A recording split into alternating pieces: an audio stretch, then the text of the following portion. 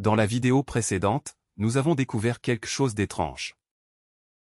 Les ordinateurs représentent toute l'information avec seulement deux symboles. 0 et 1. Les photos. Les vidéos. Les messages. Les jeux. Tout finit par devenir des suites de bits. Mais une question beaucoup plus importante apparaît. Comment un ordinateur peut-il prendre une décision? Comment peut-il vérifier un mot de passe? Autoriser un accès? Ou refuser une action? Comment passe-t-on de simples 0 et 1 à quelque chose qui semble réfléchir? Pour répondre à cette question, il faut remonter près de 2 siècles en arrière. À la rencontre d'un homme nommé George Boole. En 1847, George Boole publie une idée qui paraît presque absurde. Selon lui, le raisonnement humain pourrait être décrit avec des règles mathématiques. Pas avec des émotions. Pas avec de l'intuition. Avec des symboles. Pour Boole, une affirmation possède seulement deux états possibles. Elle est vraie. Ou elle est fausse. Rien d'autre. Par exemple, la Terre est ronde. Cette affirmation est vraie. 2 est plus grand que 10. Cette affirmation est fausse. Boole décide alors de représenter ces deux états de manière simple. Vrai. Faux. Deux possibilités. Exactement comme le binaire. Et c'est pour cela qu'aujourd'hui, en informatique, on associe souvent vrai à 1 et faux à 0. Imaginons maintenant une porte sécurisée. Pour entrer dans ce bâtiment, deux conditions doivent être respectées. Tu dois posséder un badge. Et tu dois être autorisé. Supposons que tu possèdes un badge. Mais que tu ne sois pas autorisé. La porte reste fermée. Maintenant imaginons l'inverse. Tu es autorisé. Mais tu n'as pas de badge. La porte reste fermée. Pour entrer, il faut les deux. Badge. Et autorisation. Si les deux conditions sont vraies, alors l'accès est autorisé. Sinon, il est refusé. C'est ce que Boole appelle l'opération et. La règle est simple. Toutes les conditions doivent être vraies. En notation booléenne. 1 et 1 donne 1. 1 et 0 donne 0. 0 et 1 donne 0. 0 et 0 donne 0. Une seule condition fausse suffit à faire échouer le résultat. Prenons maintenant un autre exemple. Ton téléphone. Pour le déverrouiller, tu peux utiliser ton code PIN ou ton empreinte digitale. Tu n'as pas besoin des deux. Une seule méthode suffit. Si ton empreinte est reconnue, le téléphone s'ouvre. Si ton code est correct, le téléphone s'ouvre aussi. C'est ce que Boole appelle l'opération OU. Cette fois, une seule condition vraie suffit. En notation booléenne. 1 ou 1 donne 1.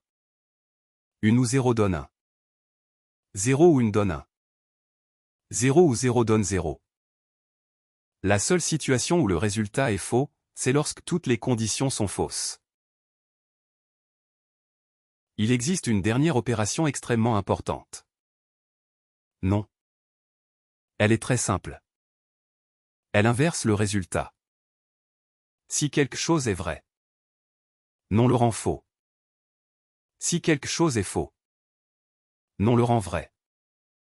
Par exemple, compte bloqué, vrai. Donc, non bloqué, faux. Et inversement. Compte bloqué, faux. Alors, non bloqué, vrai. C'est simplement une inversion. Maintenant, combinons tout cela. Imaginons que tu veuilles te connecter à un site web. Pour accéder à ton compte, le mot de passe doit être correct. Et le compte doit être actif. Le compte ne doit pas être bloqué. Regardons un exemple. Mot de passe correct? Oui.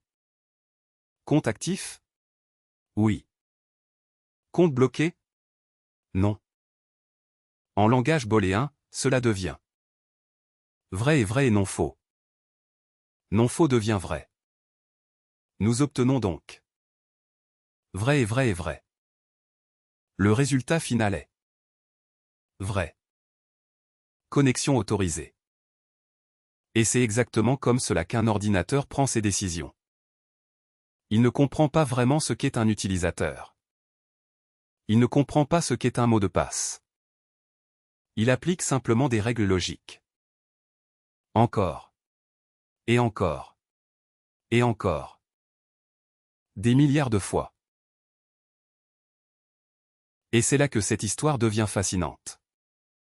Parce que ces idées, inventées par George Boole il y a près de 2 siècles, sont encore utilisées aujourd'hui. Dans tous les langages de programmation. Quand un développeur écrit une condition sur l'âge, supérieur ou égal à 18, il utilise une affirmation vraie ou fausse. Quand il combine 2 conditions avec et, il utilise l'opération et de Boole. Quand il inverse une condition avec non, il utilise l'opération non. La logique booléenne est partout. Dans les applications. Dans les jeux vidéo. Dans les sites web. Et même dans les intelligences artificielles. Maintenant nous savons 2 choses. Premièrement, comment représenter l'information avec des 0 et des 1. Deuxièmement, comment prendre des décisions grâce à la logique booléenne. Mais une question reste entière. Comment un ordinateur se souvient-il de toutes ces informations? Comment garde-t-il en mémoire ton nom? Ton score? Ton âge? Où ces données sont-elles stockées? C'est exactement ce que nous allons découvrir dans la prochaine vidéo. Les variables et la mémoire.